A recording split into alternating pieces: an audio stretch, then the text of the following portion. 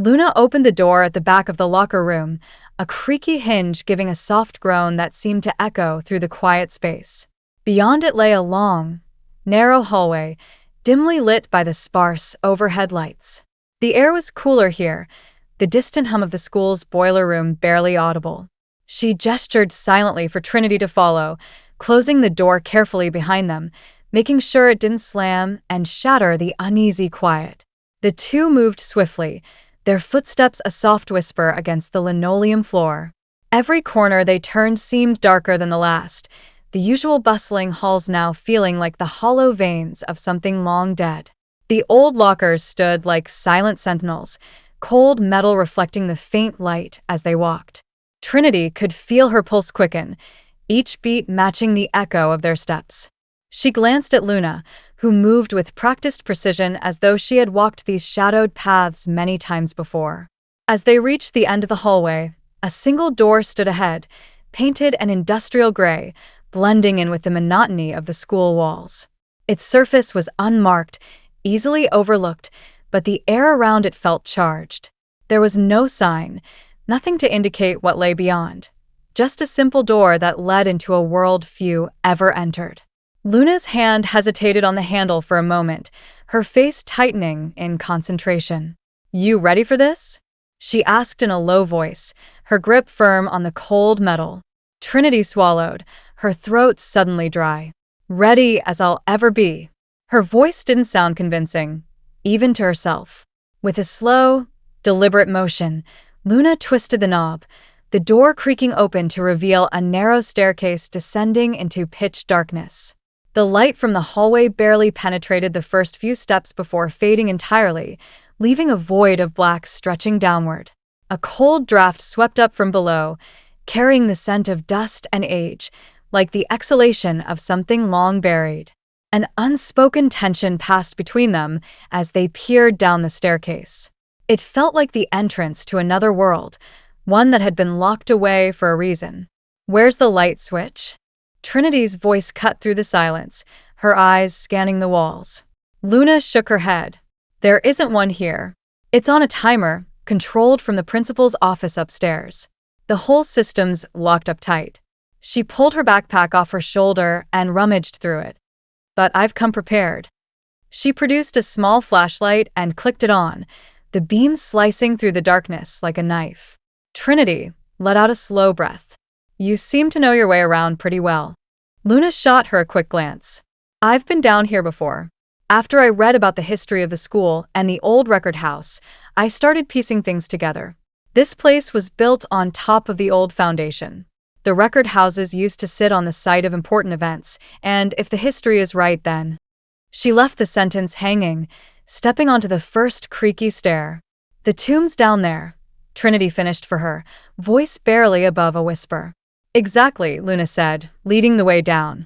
The stairs groaned beneath their feet as they descended, each step colder than the last.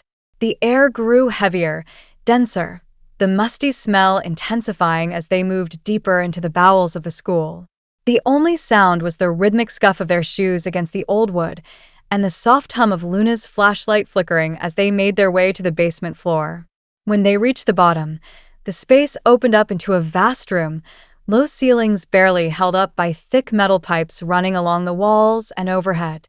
Shadows danced at the edge of the flashlight's beam, stretching and shifting as if the room itself was breathing, alive and watching. Luna swept the light across the room, landing on an old pull chain hanging from the ceiling in the center.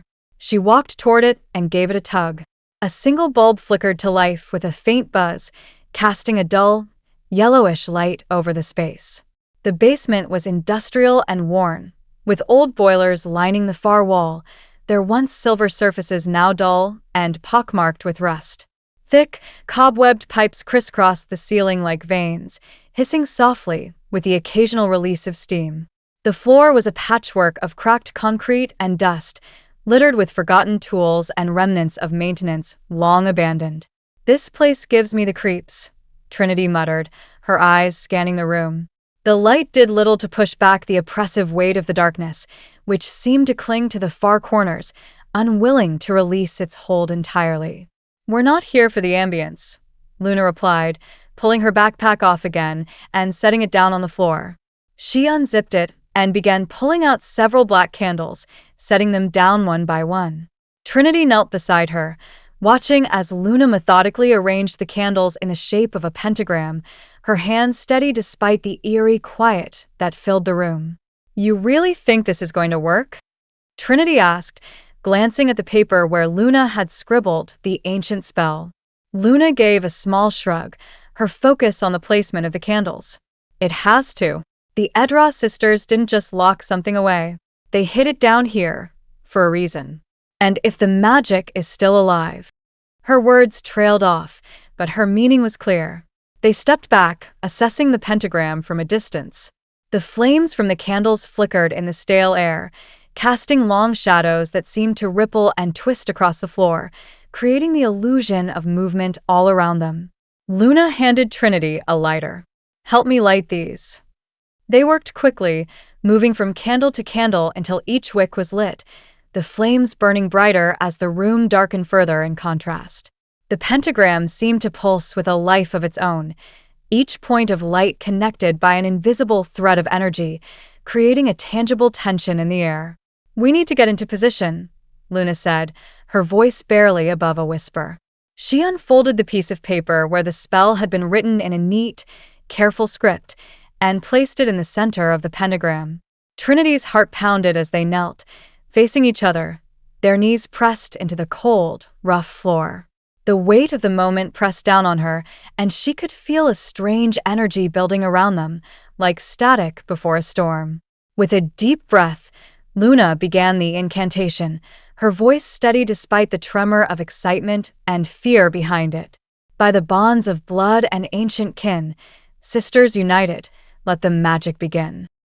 The words fell from their lips, low and rhythmic, echoing in the dim space like an ancient song long forgotten. Trinity followed Luna's lead, her voice joining the incantation, unsure at first but gaining confidence with each verse.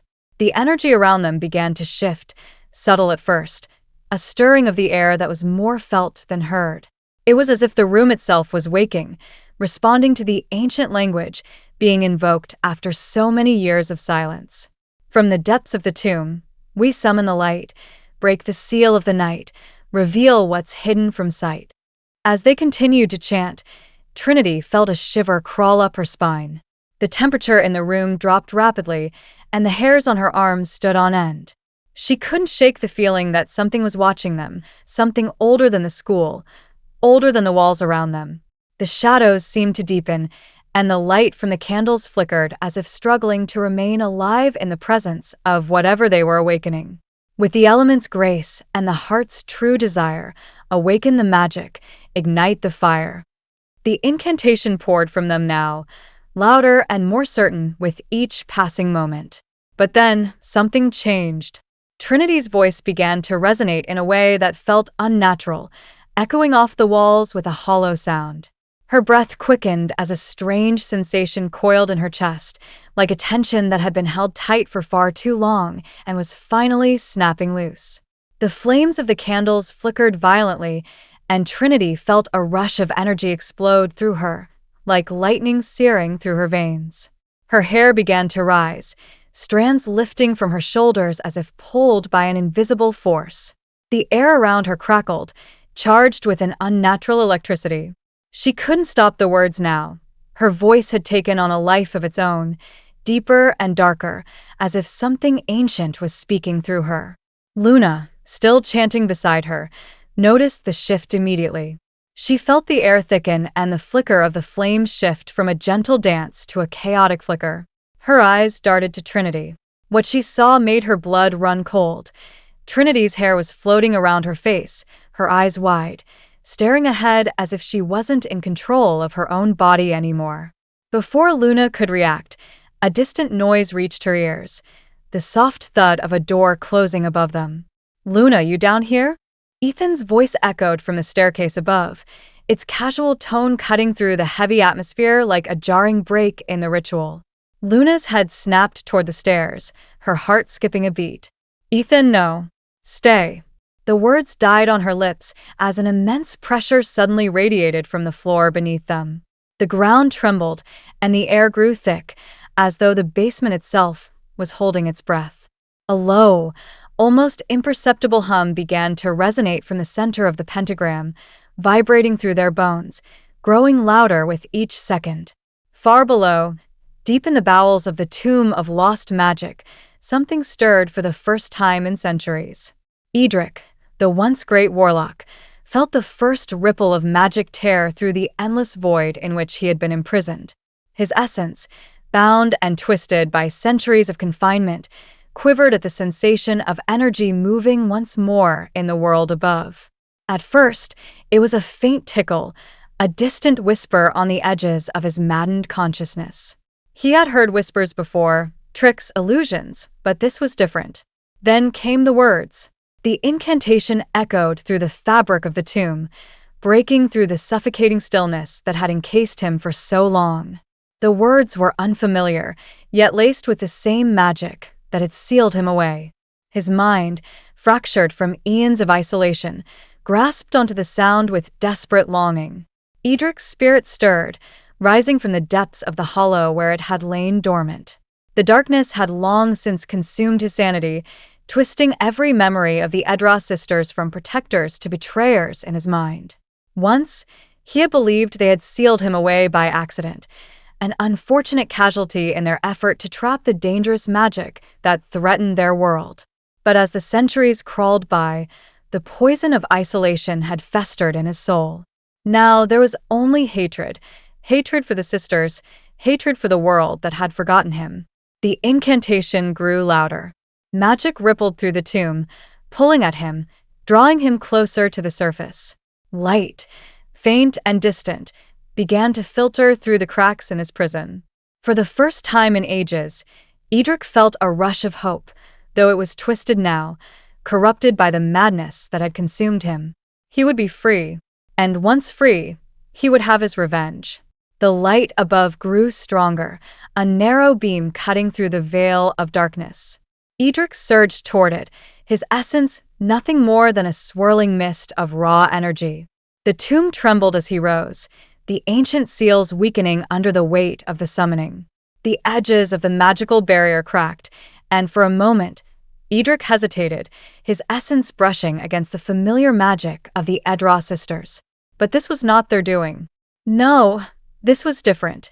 Two new voices, fresh and unfamiliar, yet somehow tied to the ancient bloodline. Edric's hatred flared as he pushed harder against the weakening barrier, forcing himself through the crack. When he emerged, it was not into the physical world, but into the dimly lit basement. He hovered above the pentagram, an ethereal mist of raw energy, his consciousness still bound to the rules of the ancient magic. He needed a body, a host, to complete the break.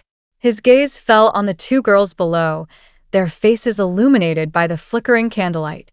His first instinct was to possess one of them, to take the nearest form he could find. But as he drifted closer, he felt a sharp sting of resistance, a barrier that pulsed with the same magic that had imprisoned him. Edra magic. He recoiled, fury igniting within him. He would not be denied again. He surged upward, searching for a weaker target, and found him, the boy descending the stairs, oblivious to the magic swirling around him. Edric flowed toward the boy, slipping into his body with ease. The boy, young and untainted by magic, offered no resistance. Edric felt his spirit settle into the physical form, the familiar sensation of flesh and blood wrapping around his essence like a comfortable cloak. For the first time in centuries, he was whole. He was free. Ethan took the final step onto the basement floor, unaware of the invisible presence that now shared his body. His head felt strange for a moment, but he shrugged it off, focusing on the sight of his sister and Trinity in the center of the room. Luna, what the hell are you? Before he could finish, something barreled into him from behind. The custodian shoved past him with surprising strength, knocking him to the floor. His head struck the wall with a dull thud, and everything went black. Luna gasped as the custodian stormed into the room, her eyes flashing with something far more intense than before. She raised her hands, magic rippling through the air as the flickering candles guttered, the light bending to her will. Trinity turned, her heart racing as the custodian's commanding voice filled the space. Move aside. Now. The magic swirling under the custodian's control was neither good nor evil. It just was. A raw, untamed force that responded only to her will. Her fingers twitched as she manipulated the invisible threads of power into a tighter hold. Her breath came in shallow bursts, each one carrying the weight of the ancient magic she now commanded. Luna and Trinity stood frozen, watching the custodian work, eyes wide as the scene unfolded before them. Even though the basement floor looked as though nothing had ever happened, the air still vibrated with the remnants of something ancient, something forbidden. Trinity's gaze flicked toward Ethan, slumped against the wall, still unconscious after the custodian had knocked him aside in her rush to contain the magic. Luna crouched beside her brother, worry etched across her face. Is he going to be okay? Luna's voice was barely above a whisper, her fear palpable. The custodian didn't answer immediately. Her eyes remained locked on the stone floor, her focus on completing the sealing spell. Slowly, with a final flourish of her hands, the last tendrils of magic were pulled back into the vault, and the faint glow of power that had hung in the air finally dissipated. The custodian straightened, her shoulders sagging from the effort. She turned toward Luna and Trinity, her face stern but not unkind. He'll be fine, she said, her voice softening for the first time since they'd entered the basement. But we need to leave. Now. Trinity, still in shock from the intensity of the moment, nodded numbly. The custodian's authority left no room for hesitation. She reached down, helping Luna pull Ethan to his feet. He groaned, still dazed but coming to. Ethan? Luna shook him gently. Can you stand? Yeah, I'm fine, he mumbled, pressing a hand to the back of his head where he'd hit the wall. What happened? Later, the custodian interrupted. Her tone left no room for argument. We have to go before anything else stirs. Trinity's pulse still raced, her heart hammering in her chest as they made their way back up the stairs, the echo of their footsteps the only sound in the narrow passage.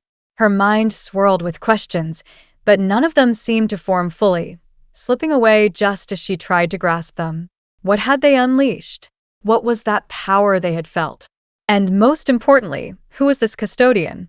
As they stepped into the hallway above, leaving the basement and its eerie weight behind, the custodian took a moment to shut the door behind them, locking it with a key from her pocket.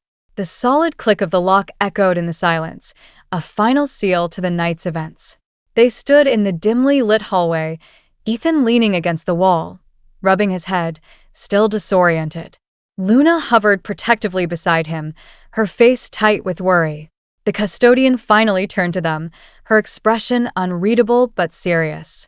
You shouldn't have been down there, she said, her voice firm but lacking the anger they expected. There are things in this world better left untouched. That place, the tomb of lost magic, it's not for you to meddle with. Trinity's throat tightened. She knew she should ask the question burning in her chest, but she couldn't force the words out. Luna, however, was more straightforward. Who are you? Luna asked, the question hanging heavily in the air. The custodian's gaze shifted to Luna, her face softening, but only for a moment. She then turned her attention to Trinity, her eyes searching the girl's face, as if weighing what to say next. Finally, she spoke. Her voice was calm, but with a gravity that made Trinity's heart pound faster. I guess you are ready for some answers, my dear Trinity. The custodian's words hung in the air, filling the quiet hallway with a promise of revelations to come, but also the weight of responsibility that came with them.